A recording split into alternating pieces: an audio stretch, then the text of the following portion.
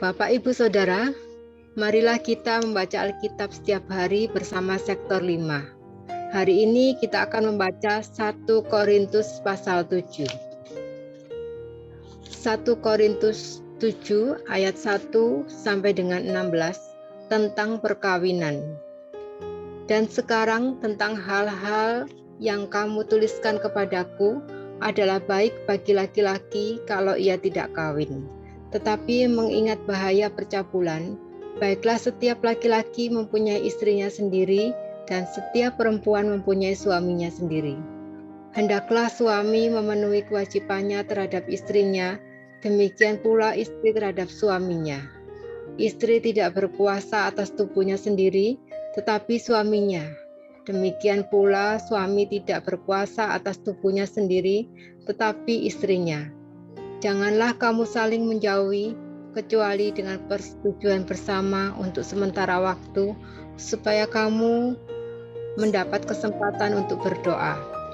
Sesudah itu, hendaklah kamu kembali hidup bersama-sama, supaya iblis jangan menggodai kamu, karena kamu tidak tahan bertarak.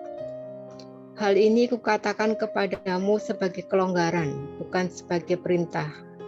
Namun demikian alangkah baiknya kalau semua orang seperti aku, tetapi setiap orang menerima dari Allah karunia-Nya yang khas. Yang seorang karunia ini, yang lain karunia itu. Tetapi kepada orang-orang yang tidak kawin dan kepada janda-janda aku anjurkan, supaya baiklah mereka tinggal dalam keadaan seperti aku. Tetapi kalau mereka tidak dapat menguasai diri, baiklah mereka kawin, sebab lebih baik kawin daripada hangus karena hawa nafsu. Kepada orang-orang yang telah kawin, aku tidak, bukan aku, tetapi Tuhan, perintahkan supaya seorang istri tidak boleh menceraikan suaminya. Dan jikalau ia bercerai, ia harus tetap hidup tanpa suami atau berdamai dengan suaminya.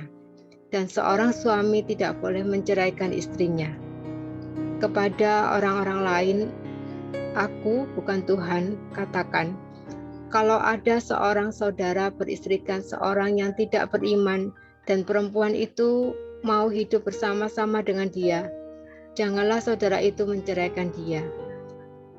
Dan kalau ada seorang istri bersuamikan seorang yang tidak beriman dan laki-laki itu mau hidup bersama-sama dengan dia, janganlah ia menceraikan laki-laki itu.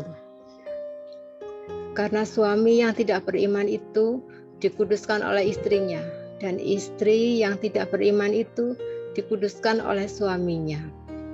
Andai kata tidak demikian, niscaya anak-anakmu adalah anak cemar, tetapi sekarang mereka adalah anak-anak kudus. Tetapi kalau orang yang tidak beriman itu mau bercerai, biarlah ia bercerai dalam hal yang demikian, saudara atau saudari tidak terikat. Tetapi Allah memanggil kamu untuk hidup dalam damai sejahtera.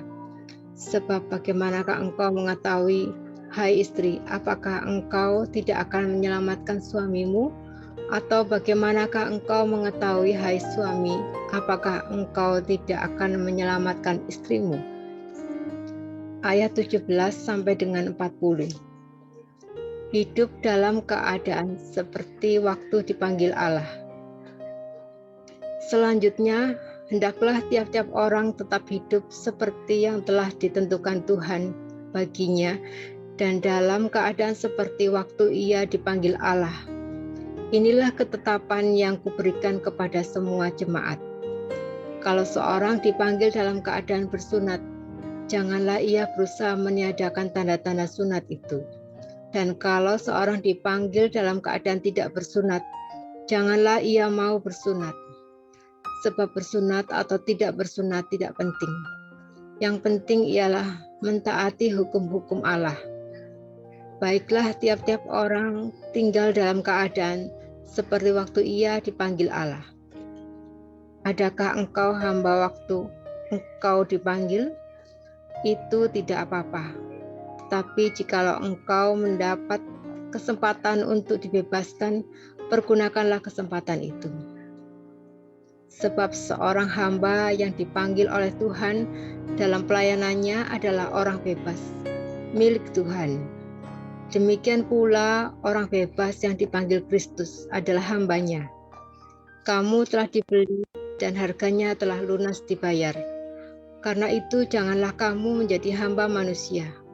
Saudara-saudara, hendaklah tiap-tiap orang tinggal di hadapan Allah dalam keadaan seperti pada waktu ia dipanggil.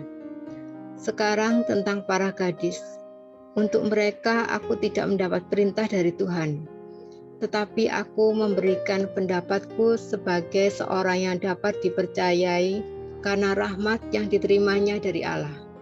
Aku berpendapat bahwa mengingat waktu darurat sekarang adalah baik bagi manusia untuk tetap dalam keadaannya.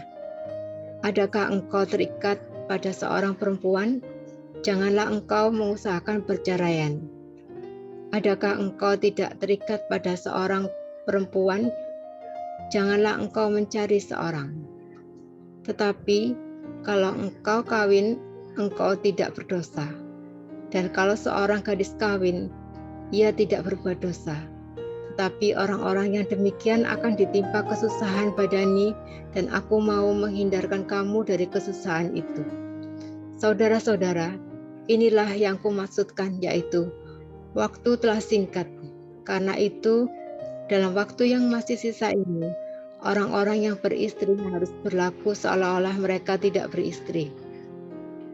Dan orang-orang yang menangis seolah-olah tidak menangis. Dan orang-orang yang bergembira seolah-olah tidak bergembira. Dan orang-orang yang membeli seolah-olah tidak memiliki apa yang mereka beli. Pendeknya, orang-orang yang mempergunakan barang-barang duniawi seolah-olah sama sekali tidak mempergunakannya. Sebab dunia seperti yang kita kenal sekarang akan berlalu. Aku ingin supaya kamu hidup tanpa kekhawatiran. Orang yang tidak beristri memusatkan perhatiannya pada perkara Tuhan, bagaimana Tuhan berkenan kepadanya. Orang yang beristri memusatkan perhatiannya pada perkara duniawi, bagaimana ia dapat menyenangkan istrinya. Dan dengan demikian perhatiannya terbagi-bagi. Perempuan yang tidak bersuami dan anak-anak gadis memusatkan perhatian mereka pada perkara Tuhan, supaya tubuh dan jiwa mereka kudus. Tetapi perempuan yang bersuami memusatkan perhatiannya pada perkara duniawi, bagaimana ia dapat menyenangkan suaminya. Semuanya ini kukatakan untuk kepentingan kamu sendiri, bukan untuk menghalang-halangi kamu dalam kebebasan kamu, tetapi sebaliknya supaya kamu melakukan apa yang benar dan baik, dan melayani Tuhan tanpa gangguan.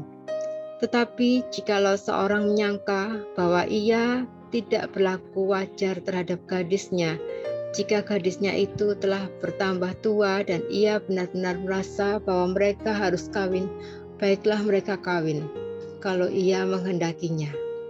Hal itu bukan dosa.